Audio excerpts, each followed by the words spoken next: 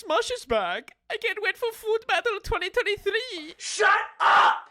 How you doing? It's me, Orange. If you're like me, you grew up watching what I'd consider to be the golden age of YouTube. Before the corporatization of the platform, when it was centered around the creators that gave it life in the first place. Through my middle school years, when I wasn't busy being a dork, I was probably watching the likes of Markiplier, PewDiePie, Balloon Shop, Jeffrey Dallas, Angry Video Game Nerd, Good Mythical Morning, and most importantly, Smosh. Smosh in particular was one channel that I never really unsubbed from. Even at times if it were just strictly out of principle. I just never really unsubbed from them. And other channels, I'd unsub, resub as their content changed. But Smosh was a constant, and it always has been a constant at the top of my YouTube subscriptions. Now, if you somehow aren't familiar with Smosh, I'll give some background shortly. But if you'd like to skip past the context to current day,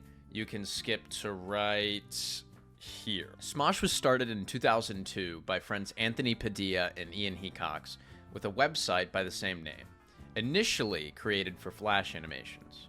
But in 2005, the two would begin posting to their YouTube channel, with their first video being a lip sync of the Pokemon theme song.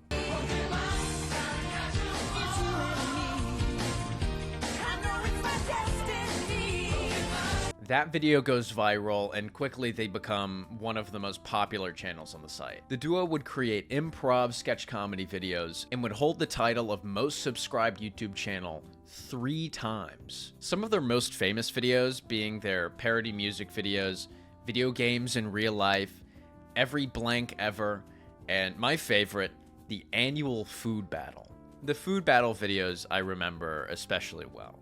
I remember I would ride my bike to my friend's house down the street with my iPad mini. We'd build this elaborate fort, just completely free of any distractions, and we would just watch, absolutely glued to the screen, wondering who would win, the pink frosted sprinkled donut or whatever Anthony would bring. At their best, Smosh was really just centered around 2 friends making content that they thought was funny for the sake of fun. And even when it became their career, that authenticity and homemade feel of those videos never really faded. But over the years, as the channel and platform grew, the content grew to be more polished with a higher budget. As in 2011, Ian and Anthony would sell their channel to a parent company, Defy Media, with the promise that they'd be able to create really anything they wanted. And besides seriously upping their production value, it just opened up a world of opportunity for them. I mean, they got to make movies, a comic book, even a mobile game, as a lot of YouTubers did at that time. Now, to clarify, I don't blame Ian and Anthony for selling the channel, especially as the two had carried the channel on their own for so long, reaching the conclusion that the way they were doing things just wasn't sustainable long term. And even more than that, the two just wanted to make the content they loved, with the sky being the limit. But eventually, the very reason they sold it became the very reason they regretted it, leading to the duo parting ways, with Anthony going on to create independent content and Ian continuing to lead the Smosh channel with a new cast of creators. And while I would continue to watch the channel through all of these changes, eventually it would kind of lose me, because everything I had come to love about the channel had been lost, and that was 2 friends just making videos for fun. And that's not to say the new cast of creators aren't immensely talented and I'm sure awesome people. In fact, I hope they incorporate them into future videos. So not bad, just not the same. And that leads me to the corporatization of YouTube, which in my opinion kind of coincides with the changes the Smosh channel went through. Not to say that Smosh was doing the same thing, but all of these changes kind of happen around the same time as YouTube was beginning to become more and more of a corporate space. And this became more and more apparent as creators and investors alike began prioritizing the algorithm and profit over creative freedom and expression, eventually leading to what I'd call the Mr. Beastification of YouTube.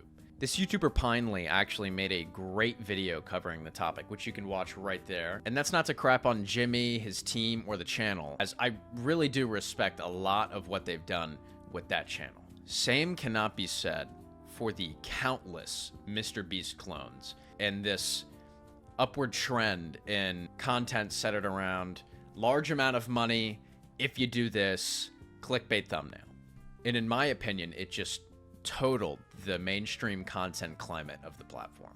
However, through all of this, Smosh's parent company suddenly went out of business in 2018, threatening the very existence of Smosh. I don't know why I said it like it was a good thing, but I'll get there. I'll get there. Thankfully, like the legends they are, YouTube vets Rhett and Link of Good Mythical Morning swooped in and saved the channel, buying Smosh so they could continue creating up till today. Finally leading us to the title of the video. Halfway through, might I add, bear with me. Ian and Anthony have officially reacquired Smosh, making a triumphant return to the channel and content that I love for so many years. The most important thing about their triumphant comeback being the return to the sketch comedy videos that the two friends had so much fun making. While as of the making of this video, what this return will look like is yet to be seen, but I can truly say I'm confident, given the experience and passion Ian and Anthony have in creating that kind of content. And what meant a lot to me is they could have easily just banked on the both of them being on the same channel again, but instead opt to make formulaic, algorithm-pleasing content. But the very staunch commitment to returning to classic Smosh form leaves me very hopeful and excited. Even in the little details, like the joy I felt seeing the silly yellow arrows pointing to the description. Even Ian's mom, who's apparently an XQC fan now. With all of that, I'm convinced that going forward, the channel is going to be fueled by the passion of two friends who just love making funny videos together. And this may be a little unrealistic, but I'd like to think that this could be a sign of good things to come for the platform as a whole, with creators prioritizing their creative vision and passion for content creation over the enviable privilege of being able to do this for a living. Hey guys, Editor Orange here. I'm nasty as hell right now. I probably look like Smeagol in a dark, wet cave, so I did you the favor of providing engaging Jetpack Joyride gameplay, while I make a point I forgot to make while recording. And that is another aspect of Smosh's return that many people I think are overlooking. It's their use of YouTube memberships to fund the channel over ad revenue in an effort to preserve their creative freedom in the face of the platform's haphazardly applied monetization policies. While some may see it as these wealthy YouTubers asking for your money, I don't think there's any inherently wrong way to monetize your content, and having multiple or alternative options can help pave the way for creators to make some amazing crowd-funded content without having to walk on eggshells with the algorithm or uneven restrictions. That's all I got. Back to the video. Bye! And while I may not make similar content, I can say for sure that Smosh was one of the first channels that planted the seed of wanting to make a YouTube channel myself. And while I can't say for sure what this channel will look like in the coming years, as I've got about 1 million different videos I want to make, spanning a bunch of different formats, I can say with confidence that my passion for content creation has been seriously stoked by the return of Smosh. And I am super excited to see what the Smosh channel and this one look like in the coming years. Thanks as always for watching, guys. If you can't tell, I'm pretty hyped about this, considering how quickly I got the video out after another large gap in uploads. The reason for the gap is a whole other thing, as I've had to prioritize less fun parts of my life, like mental health and financial security. But, and there's a big but, you can expect more videos in the coming months. I really truly appreciate the support on the channel, as well as the Twitch streams, as I couldn't have gotten this far or even wanted to get this far without having as great a community as you guys.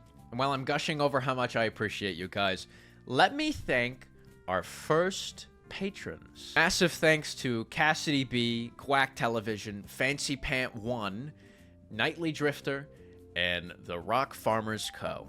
For not only being the first patrons, but also all being top-tier patrons. I really do appreciate it. So thank you for supporting me with your hard-earned money in such trying times. It not only means a lot, but it makes the dream of being able to do this full-time and in turn create more videos for you guys. It makes it more and more real. Let me know what you think about the Smosh return in the comments below. Did you grow up watching them? Are you excited for the return? Let me know. If you'd like to see more content in this video essay format, feel free to leave a like. And if you'd like to see more videos from the channel in the future, you can hit the little subscribe button and the little bell, just so you don't miss out on any future uploads. That's all I've got for now, Citrus Soldiers, but I hope that you've been well in my absence, and I'm looking forward to seeing you guys very soon. And as always, have a bodacious day.